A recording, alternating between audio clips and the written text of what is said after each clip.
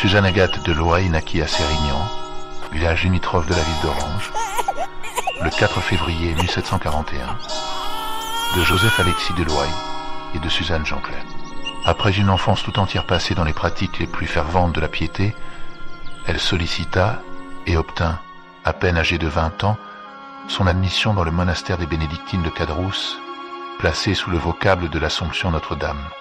C'est là que vécut sœur Marie-Rose, c'est là qu'elle fit profession, c'est là, enfin que pendant plus de 30 ans elle se prépara, par sa fidélité de tous les jours au devoir de sa vocation, à la gloire du martyre.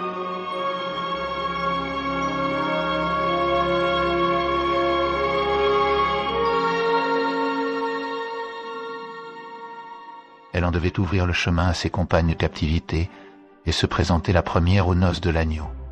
La suppression des ordres religieux la rendit pour quelque temps à sa famille. Retirée à Sérignan, elle y demeura jusqu'au 10 mai 1794, édifiant les siens par sa piété et menant dans le monde une vie de sainte moniale. Car les religieuses rendues, par la malice des événements à la vie séculière, ne se croyaient pas dégagées de leurs obligations monastiques. Une petite brochure de quelques pages, qu'elles se communiquèrent, sans doute bien souvent, leur rappelait d'ailleurs et les vœux qui les liaient, et les particularités de la vie monastique qu'elles devaient garder dans le siècle. Sœur Marie-Rose lisait souvent cette brochure, qui aidait les religieuses à rester fidèles à leur vocation, dans ce monde plongé dans la violence. Elle trouva refuge dans la maison de son propre frère, Pierre Alexis, bon chrétien, qui élevait ses enfants dans l'amour des pauvres, des infirmes et des laissés pour compte. D'ailleurs, 2 de ses filles quitteront le foyer paternel pour se consacrer à Dieu dans le service des pauvres, à l'hôpital Sainte-Marthe d'Avignon. Une 3e, Thérèse Rosalie de Loailles, entrée au Saint-Sacrement de Bolène, sera la dernière à revêtir l'habit, le 23 novembre 1790. Sachant bien qu'il risquait la guillotine, il cachera dans son grenier, au plus mauvais jour de la terreur, un prêtre assermenté de Saint-Paul III Château. Par son audace et son sang-froid, il en imposa aux sans-culottes, sut éviter leur perquisition, et grâce à lui, les fidèles de la région purent entendre quelquefois la messe et recevoir les sacrements.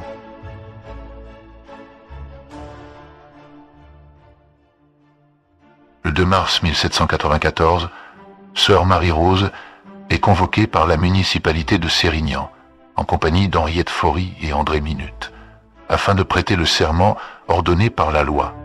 Mais toutes ensemble ont refusé de le prêter, malgré tout ce qu'a pu ajouter le maire pour les séduire.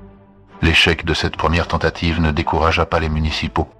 Un délai de 10 jours leur est accordé, mais dès le 7e jour, elles sont convoquées à nouveau. Sœur Marie-Rose persiste dans son refus, ainsi que ses 2 compagnes.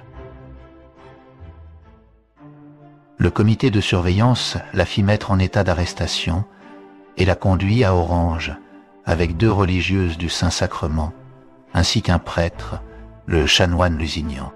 Dès ce moment, la cause de son arrestation était évidente.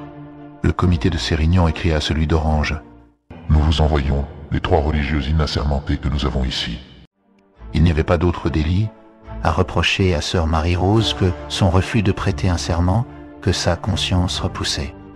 Et quelle faute aurait-on pu découvrir dans la vie de cette religieuse, dont les actes et les paroles étaient édifiants et purs? Dieu voulut que dès ce moment, sœur Marie-Rose connût l'amertume particulière à certains martyrs. Sur la charrette de son propre frère Alexis, la municipalité de Sérignan la fit conduire à Orange, accompagnée de 2 gardes nationaux, à la prison de la Cure, où, dès son arrivée, le 10 mai, sœur Marie-Rose fut écrouée. Se trouvaient depuis 8 jours les religieuses emprisonnées depuis la fin du mois de mars. La présence et la ferveur de ces saintes filles avaient déjà donné à la sombre prison les allures d'un couvent. Elles y suivaient un règlement, y pratiquant leurs exercices réguliers, et s'y adonnaient même à certaines austérités compatibles avec leur situation. Sœur Marie-Rose retrouvait là, sous une forme un peu différente, ses pratiques bénédictines. Et avec joie, elle prit sa place parmi les prisonnières et sa part de leurs prières, et aussi de leur pénitence. Près de 2 mois s'écoulèrent ainsi. Le 5 juillet 1794, elle fut appelée au tribunal de la commission populaire, où les juges espéraient que citée la première et seule sans ses compagnes, elle faiblirait et revenant sur son intransigeance, prêterait enfin le serment prescrit. Aussi, le président du tribunal porta-t-il tout de suite interrogatoire sur son vrai terrain et lui proposa immédiatement de jurer, comme on disait alors, pour obéir à la loi. Sœur Marie-Rose refusa avec fermeté, déclarant qu'au surplus, elle regardait la prestation de ce serment comme une véritable apostasie. Condamnée à mort, le 6 juillet 1794, sœur Marie-Rose fut exécutée le même jour, à 6 heures du soir. Elle alla à la mort en pardonnant à ses bourreaux.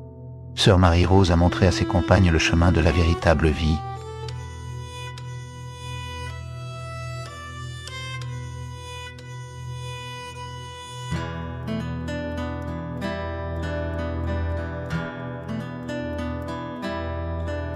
Bien loin que la guillotine me cause quelques frayeurs, que son aspect me chagrine et puisse troubler mon cœur.